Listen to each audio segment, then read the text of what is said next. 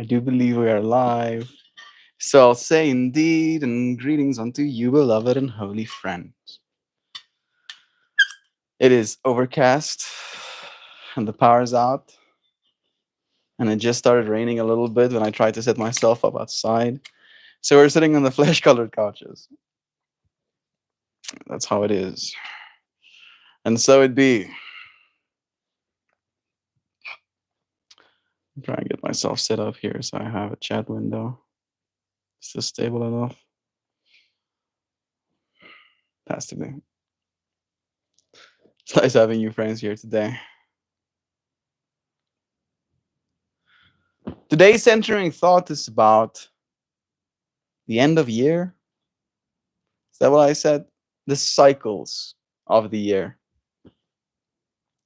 Yesterday, we touched lightly on this feeling that can arise in us during this time of the year where we don't seem as excited, as proactive, as willing to start new projects, right?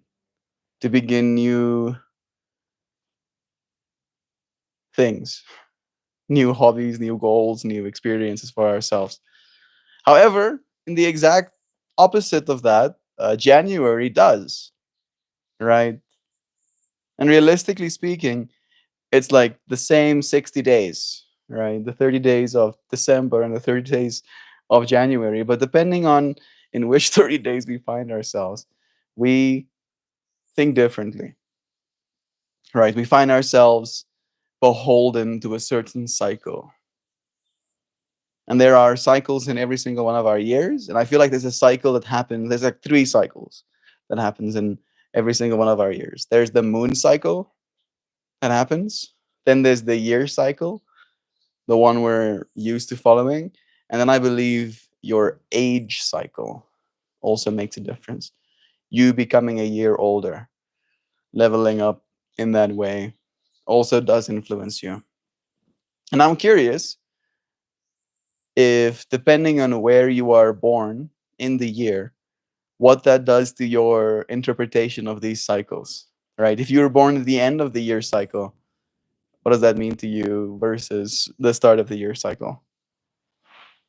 Amy says, "Love you, Mel. I got a job. That's great, friend. So I can't join it as much at the moment. That's completely okay. Love to all, too. Love to you. Thank you, Amy. I'm happy you got a job, dear friend. May it be lucrative. May it award you for your efforts. Thank you for taking a moment here with us today, even if you might be busy. I feel like that definitely is something that I've been experiencing as well, is this sense of burnout, just a little bit. All right. I don't want to say that. I don't want to say that. I want to believe I am so strong, so capable of continuing indefinitely without ever needing a moment.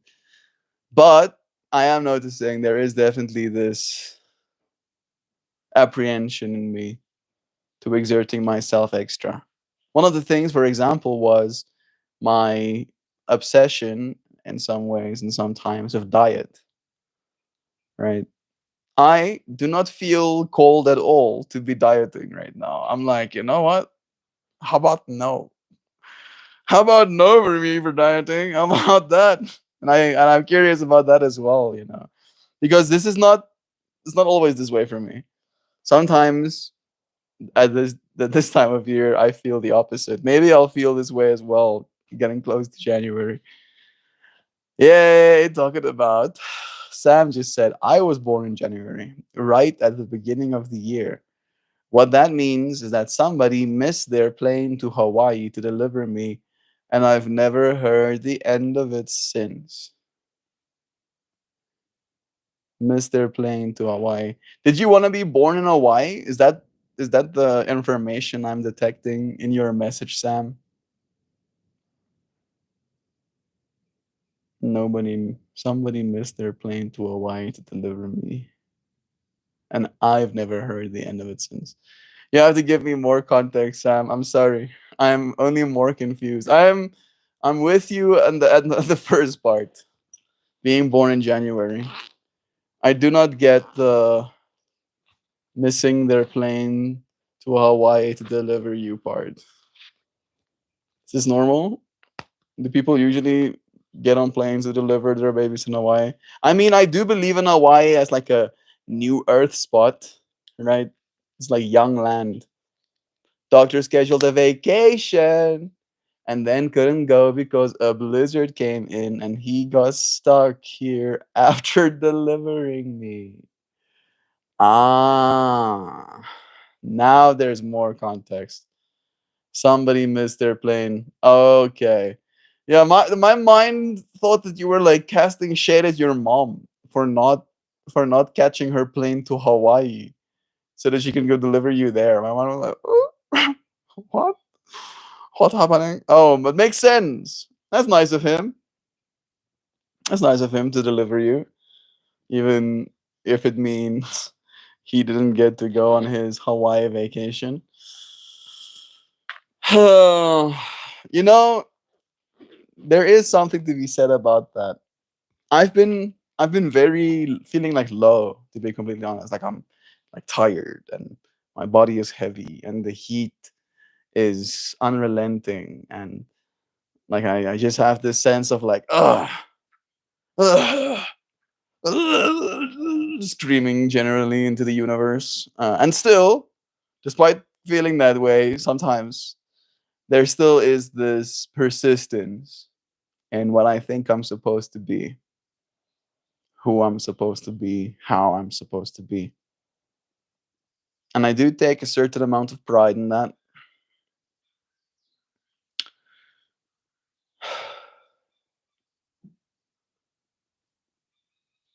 This year, this year has done me a number. The year I turned 26. Goodness, I experienced a lot. And there's more yet to experience. This was the year of abundance. And in that way, this year has been a year of abundance in so many ways.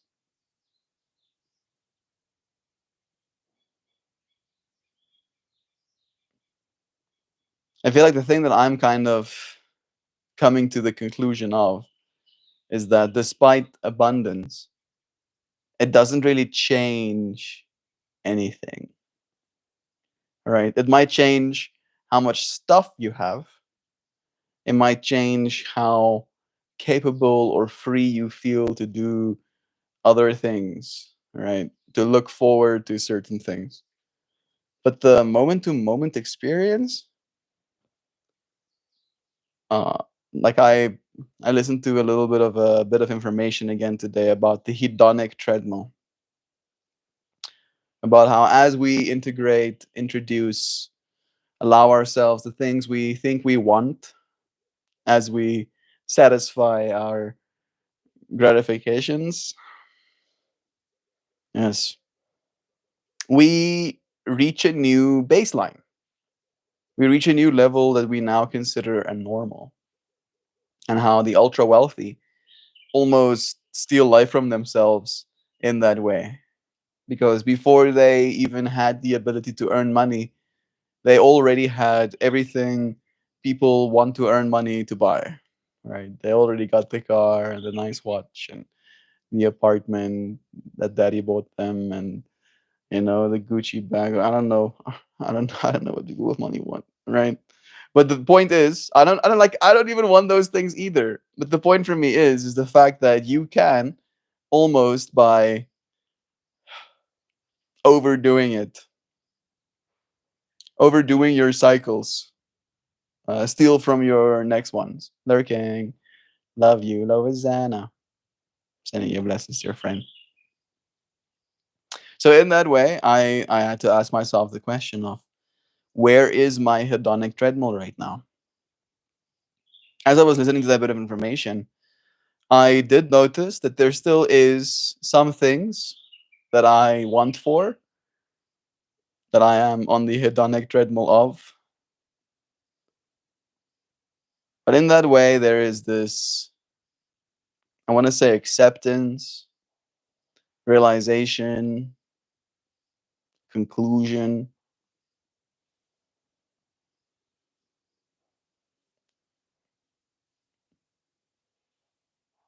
that I have mostly enough. Like how I'm giving myself room to want for more. You see that? That's how it is. Cycles of the year. I'm thinking about how if I had to spend my next year only focused on acquisition, for example, right? One of the things I've wanted for a while is an air conditioner. You can buy ones that are portable these days. They're not massive. You're not going to cool this entire building that I'm sitting in right now, but you could cool a room, you could cool an office, and it is portable, of course, so you can take it with you. But it's like $1,000, right? And then I experience the heat the way I am right now, and then my mind is like, find $1,000 and buy this freaking air conditioner. Do that. You should be doing that. Seeing it possible in the next cycle. But in that way, I'm not going to cease wanting things when that happens either.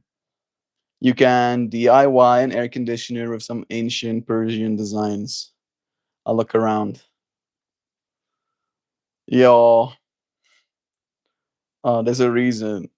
There's a reason the technology exists. Like heat pumps are very efficient. I have seen the Asian Persian designs you're talking about, but I'm not going to. It's like if there's no budget for air conditioning, there's definitely no budget for uh, building renovation, right? Architectural reconstruction.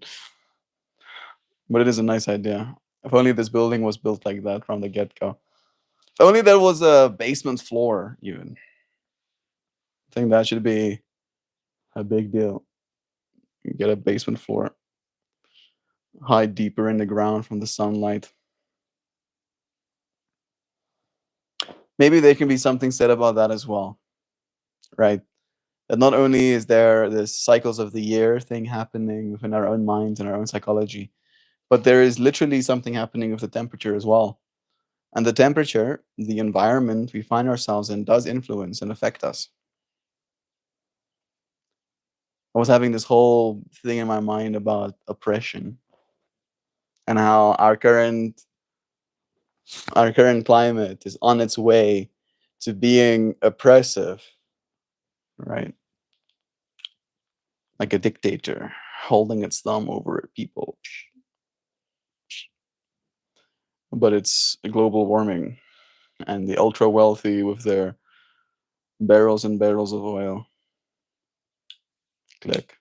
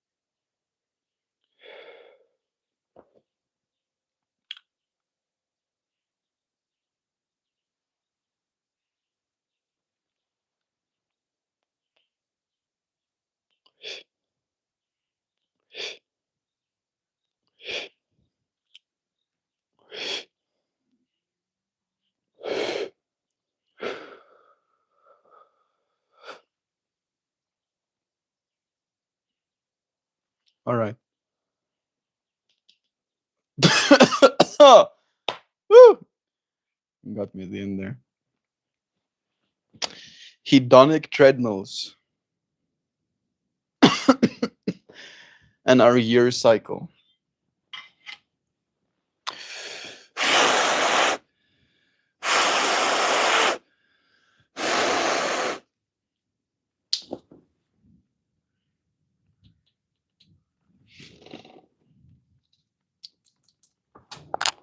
Part of me wants to elaborate on that a little bit. Maybe we can do it as such. Me and my friends are having a conversation about the hedonic treadmill. And no, no, no, no, no, it's not enough. Sorry. Me and my friends are having a conversation about the hedonic treadmill and the cycles that come with a year.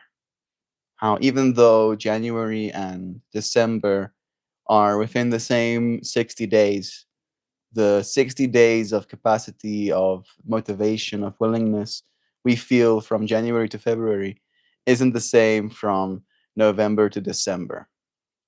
There is a certain feeling in ourselves about how things are supposed to happen and when it's appropriate to start a cycle.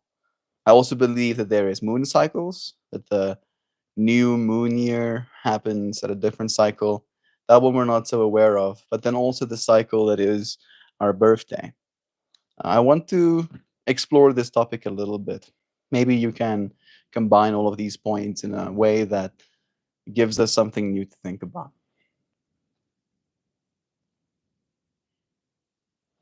This is not one of the better models. I'm doing the best one. Yeah, it's thinking. Yes, that was fast. It thought for a second and it really like, wait, okay. That's an intriguing tension between how we track time and how we experience it. On paper, the 1st of December to January 31st and October 1st to November 30th are both 60-day spans, and yet they feel entirely different. Part of that is the cultural narrative. As the year nears to its end, we're primed to see a grand closing act, the culmination of 12 months of effort, growth, stagnation, or surprise. Then, as January arrives, we treat it like a reset button. The slate is wiped clean, at least symbolically, and we give ourselves license to imagine new trajectories, set bold resolutions, or restore old routines with fresh determination. This cycle reflects an interplay between external frameworks, calendars, holidays, societal expectations, and our internal rhythms. We often talk about hedonic treadmills, the way we adapt to new pleasures until they cease to feel extraordinary and they just become a baseline. But there is something more layered here. These repeated seasonal resets may keep us dancing to cultural cues of motivation and meaning. Even as we run along this treadmill, the scenery outside our window changes every few months. November's energy is different from January's, not only because of the holidays and the collective mood, but because of our own psychic landscapes. But because our own psychic landscapes have shifted. They have mentally assigned January as a starting gate, a season of renewal, and so we find it easier, perhaps even compelling, to muster that motivation. Good morning to you, Mao Lao. It's nice having you here. Now, layer in the lunar cycles. Nature offers us another calendar that doesn't align with our neat grid of months. The moon's phases don't answer to Gregorian structure. They wax and wane in their own rhythm.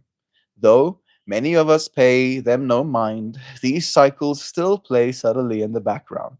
Some people feel heightened intuition at the new moon, or a burst of restlessness under a new one, while others remain indifferent.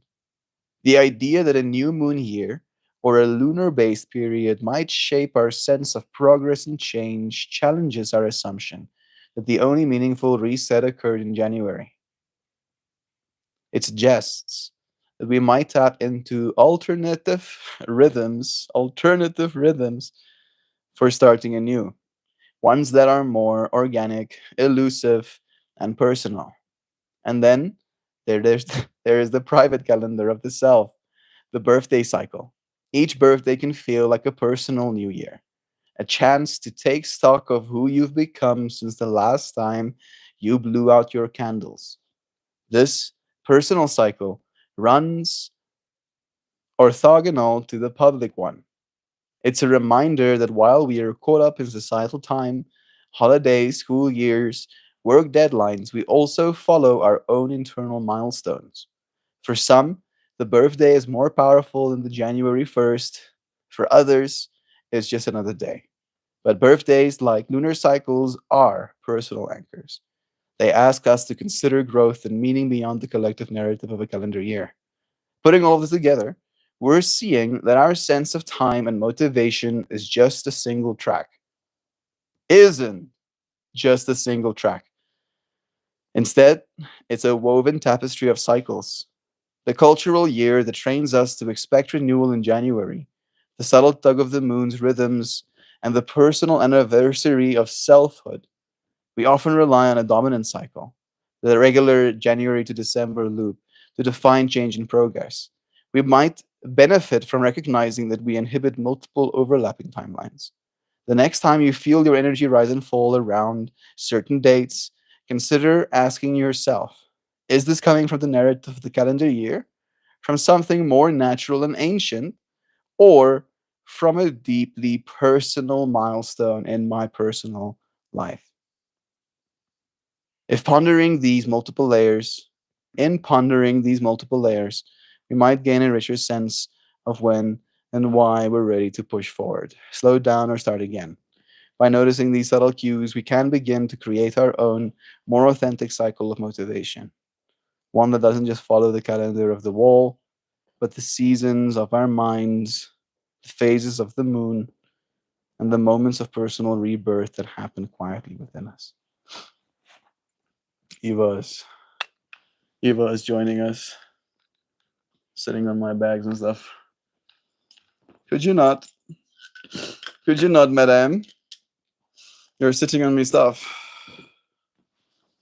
I'll make some space for you. There you go. LLMs are amazing. Crazy to think this shit is in its infancy. Yeah, it's the worst it will ever be. The way it is right now. It's the worst it will ever be. It's kind of bonkers.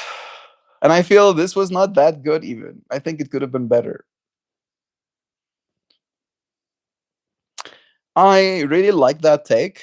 I feel I definitely did resonate. And I think that was kind of my intention as well in sharing this as a topic. The fact that there are multiple cycles in our lives within the same year and that we can kind of lean into them to make real changes as well.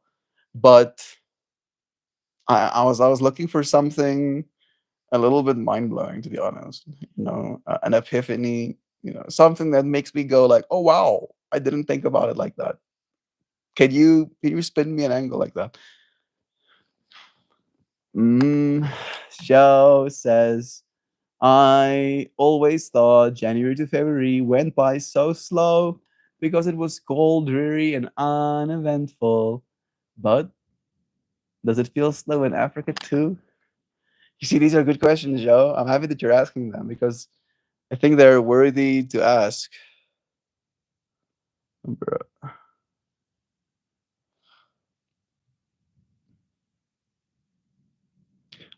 I don't think for me, they usually do go by pretty quickly for me before I realize it's like time is gone.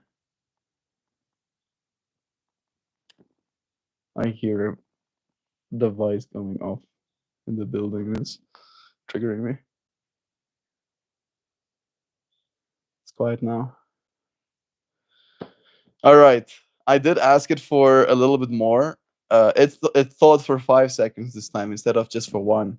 So it says, imagine for a moment that the linear year we cling to is just a thin slice of a much richer pie of time, and that our sense of when to start fresh, January, resolutions, birthday reflections, new moon intentions is entirely malleable. This is just verbalizing this thing we're talking about. It's trying to like goad us into having an epiphany. That's not how it works.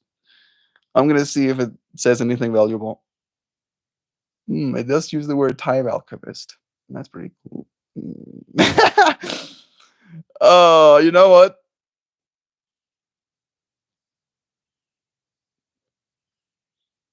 It's really trying hard. It's trying hard. I don't know if I would have been able to do this just like on the cue like that. So let's hear it out. What if the real power lies not in following the official beginning of a year, but in recognizing that every cycle overlapping your life is a hidden gateway, a potential reset button? Think about it this way. You're not living in a single timeline, marching towards, marching forwards from December 31st to January 1st. Instead, you inhabit a mesh of rhythms. Your birthday orbit, the moon's monthly dance, the cultural calendar year, and even your personal emotional patterns. These cycles are layered on top of each other like transparent films. Every once in a while, certain points align like celestial bodies during an eclipse, and suddenly you have a rare window where motivation, meaning, and, and momentum can converge, regardless of what the calendar says. In other words, your life isn't shaped by one master cycle, it's shaped by the interplay of many cycles, all vibrating at different frequencies. When you realize that you can choose which cycle to tap into, you step off the hedonic treadmill of needing January 1st to spark change. Instead, you become a kind of time alchemist, mixing and matching the cycles that resonate with your current phase of life. You might harness the emotional gravity of your birthday to set an intention, then use a new moon phase to refine it, and then lean on the cultural energy of a new calendar year to launch it into action. Okay. You see, now suddenly I'm with you. Now I've been like, I haven't actually thought about it like that. I haven't.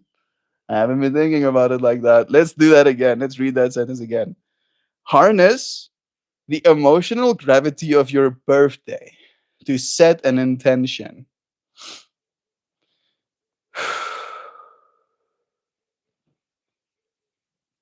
Then use the new moon phase to refine it.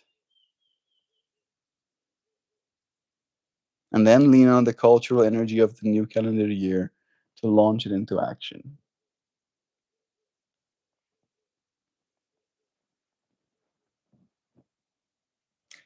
The end of the full moon is starting soon, or is coming soon, right? What did I just say? The full moon is gonna be full any moment now, right? And in that way, I am almost like halfway through, pretty much exactly halfway through, in the same way the moon is halfway through my year cycle, right? I'm halfway on my way to being 27. And there's been a bunch of thoughts being a 26-year-old, having the number 8 as well in my numerology, alongside this year of 8 as well, going into my completion year.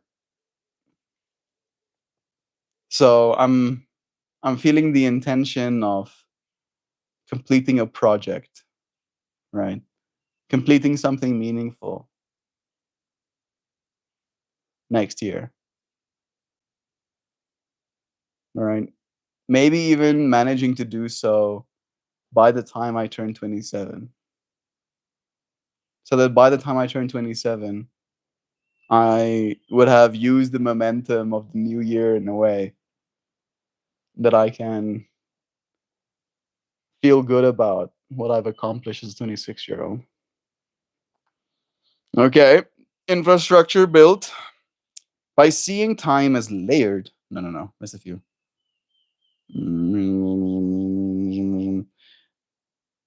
No, that's by seeing time as layered, interwoven loops rather than a straight line, you're no longer bound by a single arbitrary reset point. You discovered that every moment, a random Thursday afternoon in April, a full moon in September, can be a turning point. Every cycle is a hidden door you can open, and each door leads to a fresh start that doesn't care what what month it is. Yeah. The realization might be the epiphany is that the start that you've always been waiting for is not fixed in January or tied to a birthday candle. It is anywhere you recognize a cycle looping back to zero. Multiple universes of time reside within a single year, and you, not the clock, choose when to enter them. Hmm. I feel, in a way, a cycle has been entered just in having this conversation.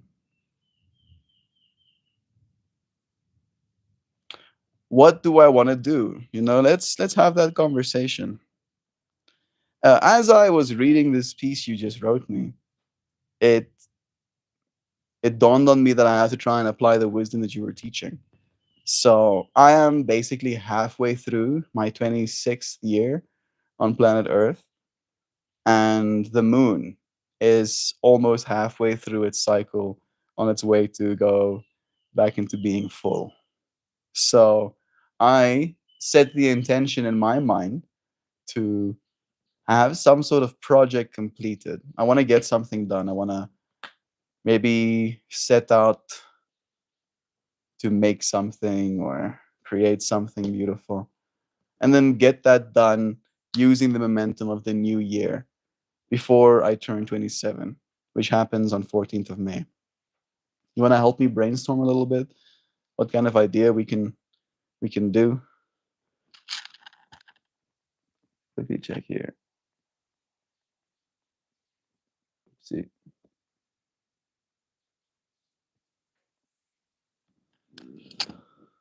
Mm, there we go. My messages are suddenly loaded again. Oh, thank you, Maulao. Timeline therapy from Tad James. Help me.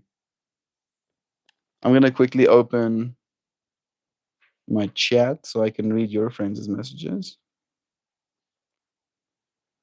And they can deliver, and they can either go Utopia, Planetia, or Measure of Man, to use a Trekkian metaphor.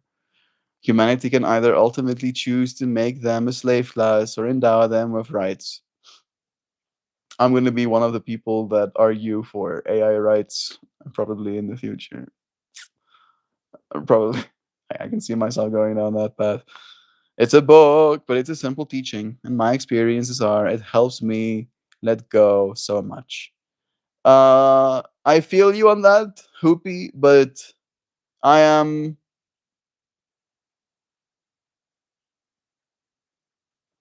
I don't know if I'm going down that path necessarily, the let go path.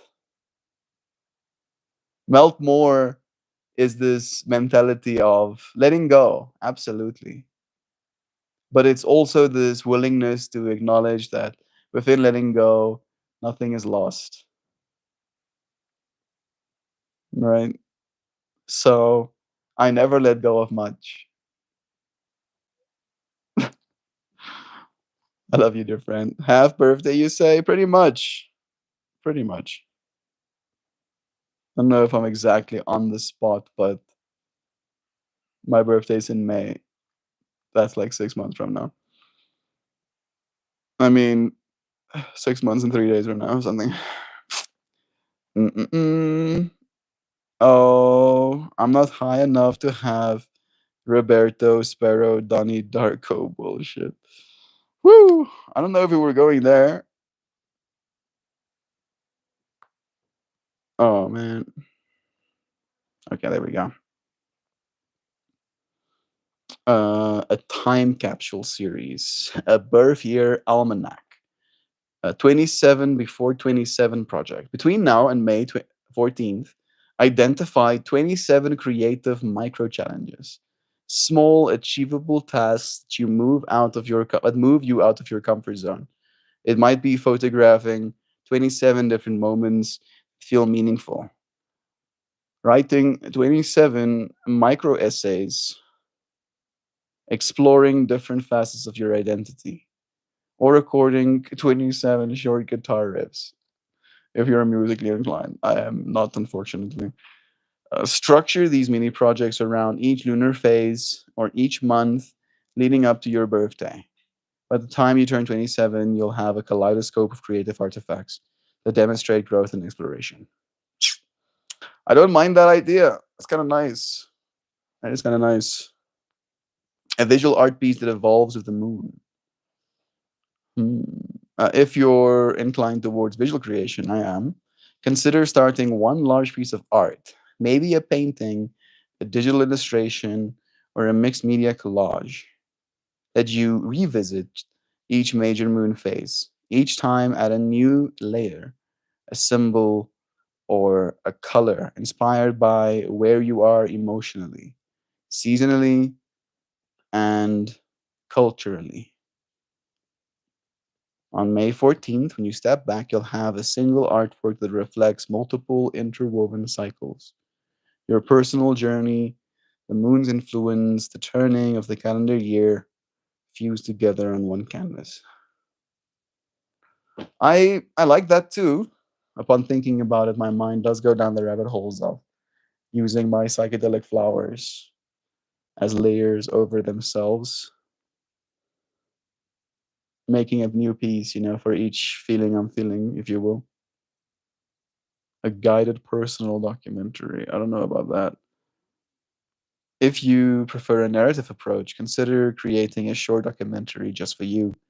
From now until your birthday, capture short video clips at specific intervals tied to moon phases or monthly intervals. A reflection in front of your camera, a snippet of your environment, a meaningful object that you've encountered. Over time, edit these clips into a 10 to 15-minute film that encapsulates this transition period. By birthday 27, you'll have a time lapse of personal growth. Very ambitious ideas.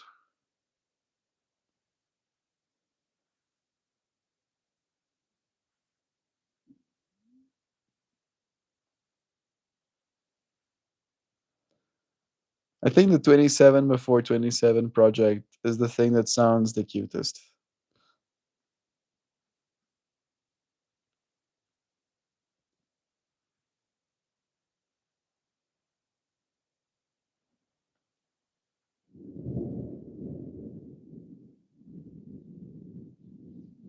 I think I like idea three the most, the 27 before 27 project. Let's elaborate a little bit on that and give me a little bit more structure. Let's even consider making a YouTube video about it and how we would go about that. Maybe we can make you friend something as well.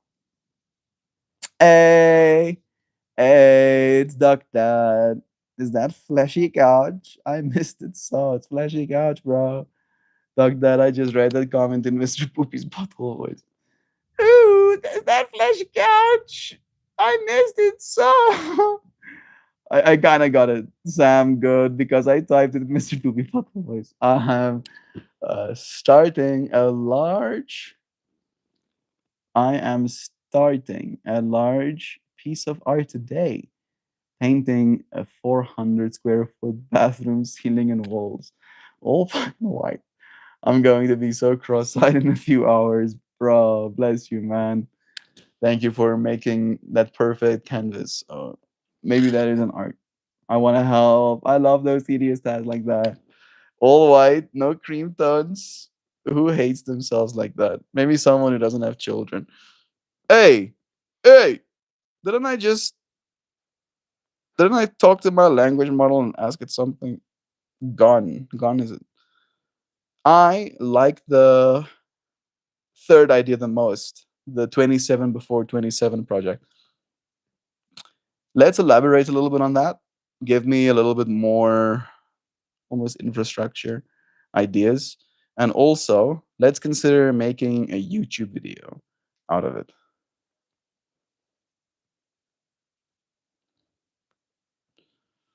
Mhm. Ceiling paintings is no fun though. Do yourself a favor, get yourself one of those 4-inch handle extenders. That's some good advice. Yeah, like looking up and having paint, maybe like micro droplets fall into your eyeballs doesn't sound like a good time to me. Years. This is like a big piece of information. Okay, so the conceptual framework, if we're going to do something like this, it'll be 27 before 27 project is essentially a curated list of micro challenges, 27 distinct tasks that you set out to complete before your 27th birthday.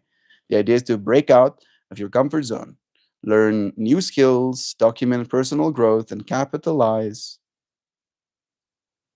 yeah, on the cyclical time between now and May 14th.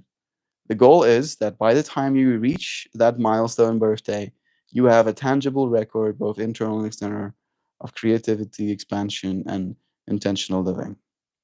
Categories and themes.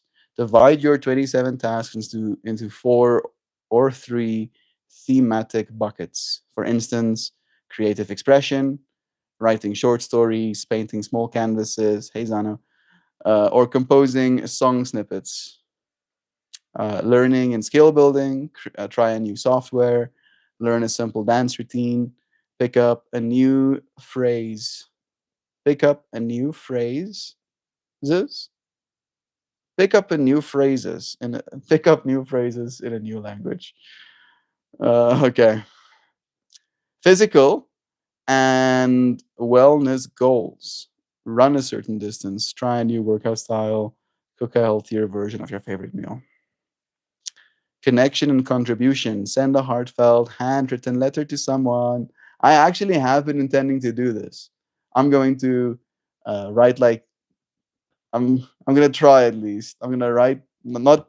My mind is like I'm gonna try and reach out to every single person that supports me on Patreon via their email, and then I'm gonna try and get their shipping information. You know, where I can send them a letter or something, and then I'm gonna try and get letters sent to them. I'll write the letters. Maybe I can send photos as well to the email addresses and ask them if they want to receive them. That could be a way. So I like that too. Volunteer a few hours for a cause or collaborate on a small project with a friend. This way, your 27 tasks aren't just random, they tell a well rounded story of you touching different parts of your life. Timeline and checkpoints. Determine how long you have until your birthday.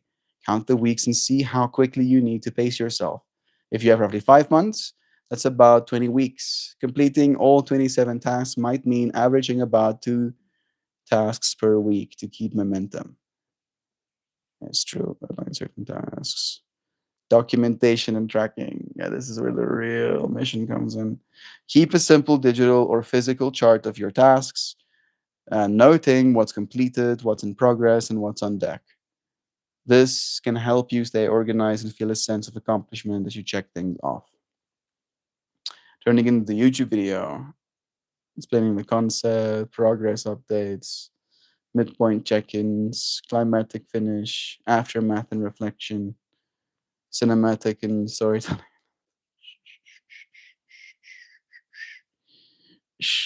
Purpose dates frameworks, task highlights, midpoint challenges.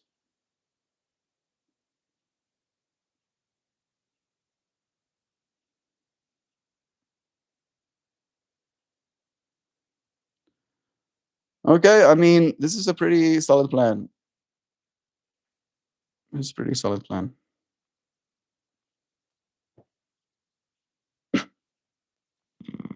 Suddenly, the intimidation set in.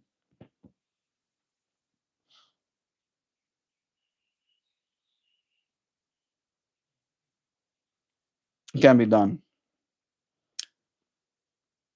Can be done. I think one of the things that I definitely do struggle with is setting timelines, and I mean, it's not necessarily true. Actually, all of the work that I had timelines set to them, I got done what I was supposed to get done on time. Maybe I just have to get better at doing that for myself. Okay. Mhm. Each letter is one task. Yeah, I was thinking about that too, Joe. I'm gonna make like little packages, like little artworks that needs to be shipped, right? So, and I think we have 21. Like, there's like a few free. There's a few free Patreon subscribers, but like 25 memberships. So that's almost like all 27 of my tasks, pretty much just there. I like that, Joe. I'm far too much of a blunt instrument of destruction for the 4-inch handle extenders. Sam, white ceilings, and then technically it's like a little bit of purple in the white, but for all intents and purposes, it is white. In small quantities, purple just makes white even more white due to yellow tone elimination. True. Having a soft purple. I don't know. Like having a soft purple room, when I imagine myself in it, I feel like I'm the insane one. The guy I've like lost my marbles and they put me in this room with the soft purple to calm me down. You see it? Are you there too? I think this is the end of our vertical stream. I'll do a little bit of a horizontal one for a moment, and then I'll maybe like end it a little bit sooner today as well. See, Doug Dad and Giovanna said some things. It's a cloudy day here today too. Very cloudy here as well. In the bathroom, it's mostly natural light, so my squint game has to be on point. So it's not Line City. Yeah. Oh geez, Waxer, are you saying you do all that without an extender? I'ma buy you a fucking extender, dude. It'll change your life. You'll paint the rest of the house with that kind of free time. How are you doing it without an extender? I'm guessing he can reach too much of a blunt instrument of destruction.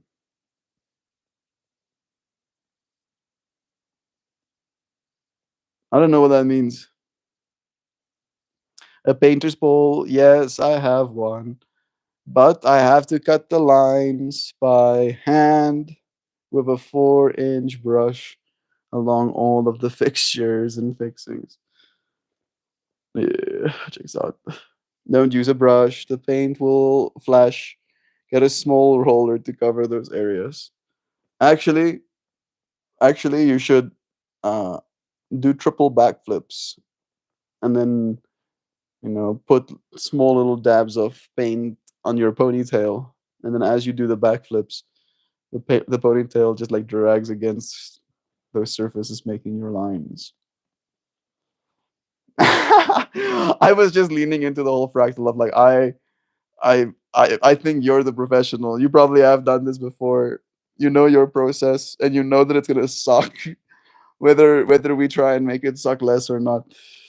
You remember sitting in the bleachers in high school and looking over to the other side of the gym and all the little white patches you could see from there where they touched up the paint. No.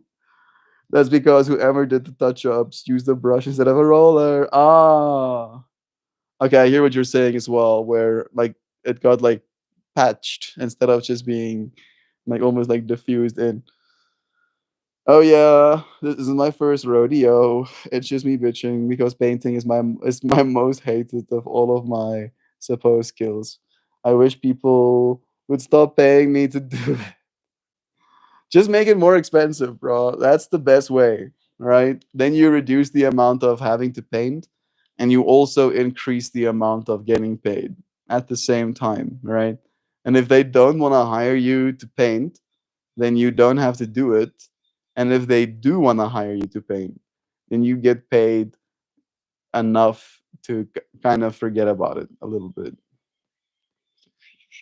right? That's marketing 101, doc. That just charge them $10,000. Like when I house paint, fine, $10,000. And they're like chokes in their spit. It's like, are you insane? It's like, no, I just really do not like painting house. So if you want me to, I can do it. I'll do it, but for 10 grand. I'm joking about that number, of course, but you get where I'm going. You brush. I use so much painter's tape. It didn't work well. I never fixed it. You brush and cut in the lines first, and then you blend the brush lines of the roller. The brushes is what gives you the straight line to the 90 corners. Yeah. We did two, and we still ended up with smudges on the ceiling and shit job. But it looks so much better than the gray on gray prison cell we started out with. Painting house. Yeah. For me, when I think about painting house, I think about toxic fumes off gassing into the space. That's what I think about. So I imagine less. I forgot mouth. Uh, I need you to be my sales guy. Listen to the 10 grand prize. It's because you're trying to be kind here and not say, no, yeah, exactly. Listen, the 10 grand prize is because we're trying to be kind here and not say, fuck no, the ball's in your court. I need to be my sales guy. Exactly. I mean, sales is that way. Balls in your court. I don't know if you're talking about the way that you would talk to the client or if you're talking to me, being like, come on, Mel, come and be my sales guy.